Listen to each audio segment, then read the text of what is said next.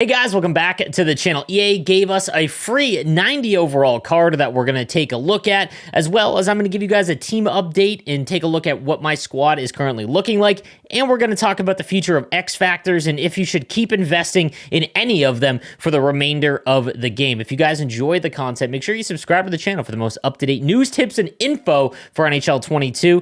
All right, let's get into the new content. All right, so EA did release a 90 overall Ethan Bear Breaking Ice card, much like the Luke Prokop we received earlier in the year, which I do love. I think just kind of highlighting inclusivity in hockey is always a phenomenal thing. You can watch episode 4, Breaking Ice, and again, this card kind of to highlight that and show some love to Ethan Bear. We'll take a look at how you get this card. So first of all, it is available in the store for everyone. So what you do is just go to the store and you go all the way to the right here and you will see the 90 overall Ethan Bear untradeable pack that you can open up. All right, so taking a look at the 90 overall Ethan Bear, he comes with Spark as well as Workhorse and Distributor or Fly the Zone, so obviously a very good synergy combo. Shutdown and Truculence, awesome superstar abilities with Tape to Tape as his gold zone ability, giving him 92 speed, 92 acceleration across the board essentially there, and very good defensive stats. I know he is 5'11", but that Silver Truculence does make him quite usable. And even if you don't have a God Squad or you're free to play, or maybe you started later in the year, definitely a usable card. And regardless, this just looks like a fun card to use no matter what. So definitely an awesome one for free here, representing the Ethan Bear card and the Breaking Ice series. A great job by EA to give this card out and highlight Ethan Bear, and also give him a very, very good usable card. So if you want HUT context, honestly, if you've got Cale Makar, this could basically be a replacement for him because of that Silver Truculence, to be honest with you. Now, while I don't recommend it, I think this is a fun card to use. He can go into the 90 overall set if you are looking for event collectibles, so keep that in mind, or save him for a better event because this event just hasn't been all that great, so maybe wait for week 2 or a different one, but you are able to put him into sets, so just keep that in mind. Then I want to give you guys a team update and what I'm rocking with lately. So I did make the 96 Tomas Hertl, and I think his card art is incredible, but take a look at my stats with him. If you've watched my stream, he just does not bury the puck. Honestly, I will never get rid of this card in my lineup. I've told you guys all year round, always use your favorite players and cards.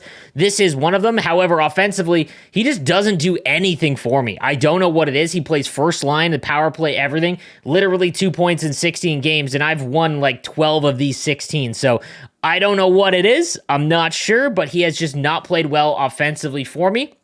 And then you taking a look elsewhere, we've got the 97 Jordan Kyrou, as well as the 99 Matt Duchene. I've messed around having him at center. I just don't like him on center because he's not big enough. I find that he's just not impactful down the middle in my own zone. But when he's flying down the boards, there's none better, essentially.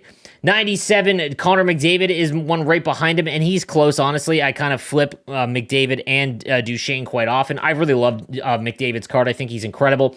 As well as the 95 Dylan Larkin. I think this is still one of the best centermen that you can get in the game with that quick draw ability on. Love this card so far. Nathan MacKinnon, finally, it took a couple of years, but Nathan MacKinnon cards this year have been awesome. I've loved having this card. I've not liked Nathan MacKinnon cards the last few games. He's felt much worse than his attributes indicate, but this one is definitely one of the better cards this year. Third line, rocking the 95, Mario Lemieux, still one of the best. I just think that because none of his abilities are really worth activating, that's why he's kind of fallen a little bit in my lineup, but still an incredible card. Olli Jokinen is still one of the best centermen. I love his centerman card. I feel like he holds onto the puck really, really well, so I'm loving this one. Mikko Rantanen, I just don't notice very much, and it might be because I have him lower in the lineup. I just don't notice him very much, but, that might just be because, again, like I said, I play him lower in the lineup. I love Trevor Linden's card as a fourth liner with activating Born Leader or Quick Draw. I've been messing around with my abilities right now. That's why you don't see it activated. It's a great penalty killer or fourth liner just to make sure you throw out there because he's just so good defensively with Matthew Barzal. On the back end, I've got Burns and Hedman, the best pairing right now defensively, in my opinion, because of the 6'5" and shutdown.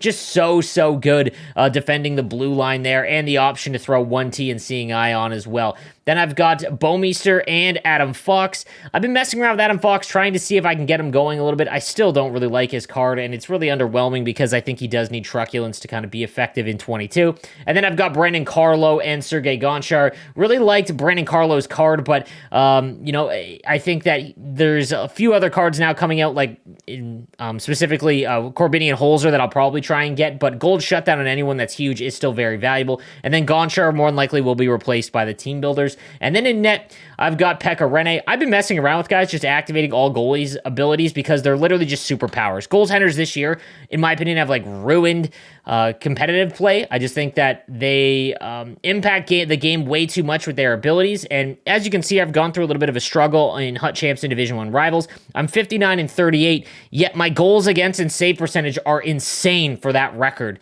Last year, having a save percentage over 8 was almost impossible, but there's just no goals being scored because the pass intercepts are turned on and every goalie has superpowers. So 2-1 games and just boring 0-1-0 games seem to be the occurrence now, and it's a little frustrating at this point, but again, that's my own personal opinions on it. And now I want to talk about X Factors, as we've got to have a conversation about them. So the Connor McDavid's new X Factor did come out, and why I think this is important is because from 96 to 97, it goes from 150,000 coins and 6 power-up collectibles to 200K and 8 power-up collectibles to get this card up 1 overall. And it just really, you now see the insane cost that is going to come with trying to make these X Factors near the end game. And while I've said this for quite some time, that there's only a few that I think are even worth having in your lineup. I think Barzal is, I think McKinnon is, and that's pretty much it because he's very cheap, as well as Stamkos and Eichel. I think that those have some value because they are big, fast,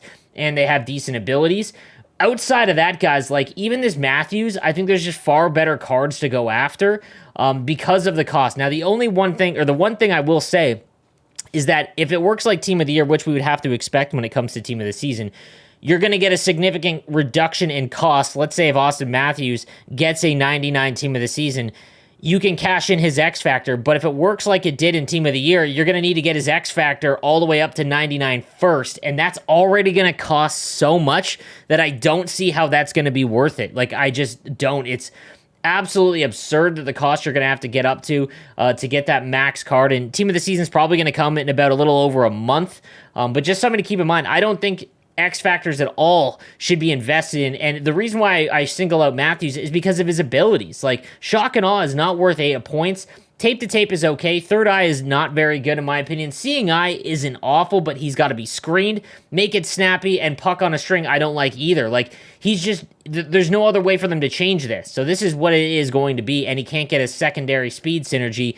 So, I don't know what to say there. I just don't think it is worth it. The other thing I want to mention is that we got evidence of what happens when you get 98 cards. So a thought of mine is that they'll try and keep cards at 98 overall so that speed isn't 99 across the board. Because if speed is 99 across the board, whoever is bigger is the best card, and we're going to know if that's the case, that sucks for any card that's under 6'2". But if you go and take a look at the 98 Jared McCann, you notice that his skating did not go up to 99. So at 98 even, he can still have 96 speed, 96 acceleration. And why I think that's important for cards like Matthews is that their speed is much lower, and it means that all the other stats can go up, and they can still do the 0.5 skating to keep those cards kind of in check. So I'm just super out on those cards. I think that if you want to take part in the Team of the Year cards, that you should probably just save up 90 overalls that are going for 40,000 coins and just trade in the insane amount of collectibles that it's going to cost to actually make these cards, guys. I don't think it's worth continuing to pump collectibles into these X Factors. Just not worth it now, and now we see how it works. So hopefully there's an adjustment next season. But yeah, there's just no reason to do that, guys. But let me know what you think in the comments section down below. I'm curious to hear your thoughts on X Factors. And we'll see where we go from there. So enjoy the new free 90 overall card, and I will see you next time. Have a good one.